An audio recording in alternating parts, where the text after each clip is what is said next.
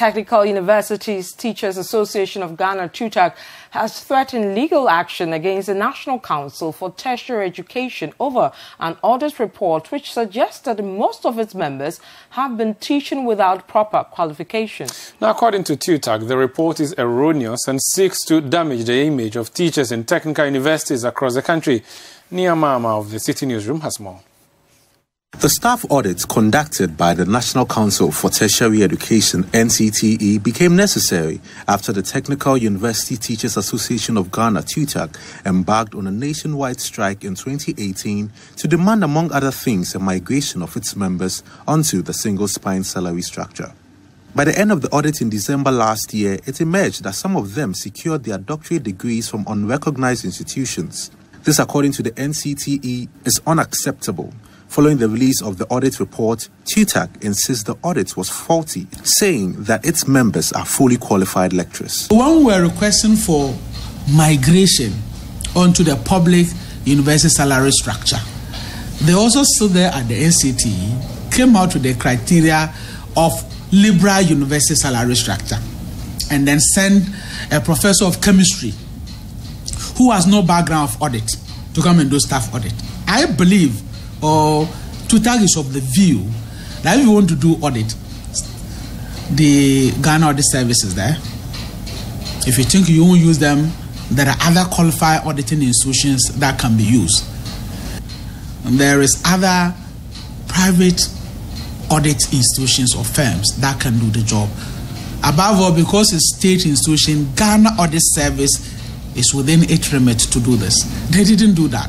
They went to brought one chemistry professor from KNUST called Professor Adumado to come and do audit. And when they brought the report, it is instructive to tell you that the distinction even between people's qualifications, you can see that they don't understand. To some other stories, and a former chief executive officer of the Microfinance and Small Loan Center, MASLOC, Sedina Tamaklo, has pleaded not guilty to 78 counts of stealing and causing financial loss to the state.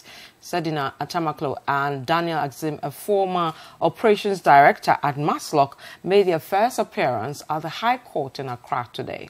Our court correspondent, Fred Tete-Jabado, has details. A former MASLOC boss, Sedina Ationu, and one other person who was Director of Operations during her tenure of office, Daniel Axim, were today put before the Accra High Court to face 78 different counts of offences. These 78 different counts of offences include stealing, contravention of the Public Procurement Act, money laundering, and causing financial loss to the state. They have pleaded not guilty to all the charges brought against them. These two people are accused of stealing some money, close to about 500,000 Ghana cedis and more during their time in office. They are also accused of breaking the laws when it comes to the issue of procurement. In court today, they had the support of some senior party officials of the NDC, which included Betty Modi-Drisu, Marietta Briopon, and Elvis Efia Ankra. These two people have been granted a bail of 5 million cedis and 1 million cedis respectively. Now, the family of the late Ahmed Suale, an investigator with Anas Arimaya Anas Tiger IPI, has refuted claims by Sin Central MP Kennedy Agyapong that he once assisted the deceased to pay his school fees. Now, speaking at a news conference, the family also disputed the legislator's claims that there was bad blood between Anas Arimaya Anas and the late Ahmed Suale. City News' Anas Seidu was at the press conference.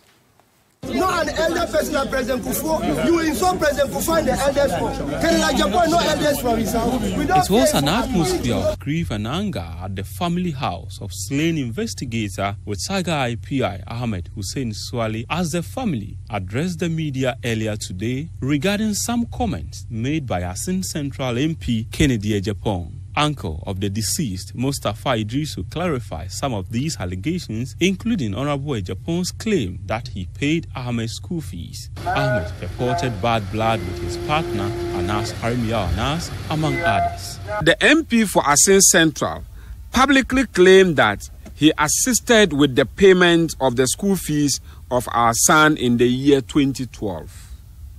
This assertion is nothing but the desperation of an overly excited person over the demise of our son and the exploitation of the perpetual silence of the dead.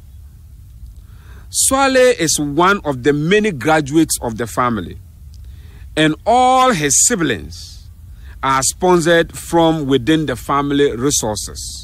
Now, some aggrieved customers of troubled gold trading firm Menzgold Ghana Limited have given the government 3 days to furnish them with a detailed plan on how it intends to assist them to retrieve their locked-up investments. The group, which calls itself the Coalition of Aggrieved Customers of Menzgold, has vowed to embark on a series of protests if the government fails to act. Now, the group, among other things, is also demanding the setting up of a commission of inquiry to investigate the Menzgold crisis. They made these demands at a press conference monitored by City News' Kojajima.